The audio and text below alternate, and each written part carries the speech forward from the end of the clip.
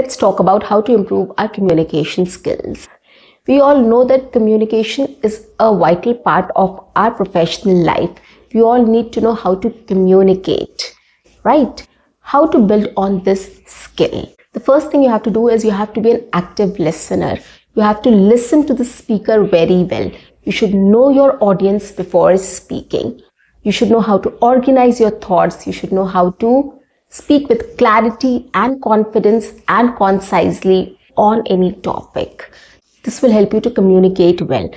Apart from these verbal skills, you should also focus on your non-verbal skills as well, like your body language, eye contact, facial expressions, your tone, and the pace at which you are speaking. If you focus on all these things, if you work on all these areas, it will help you to become a good communicator, and this will definitely improve your communication skills.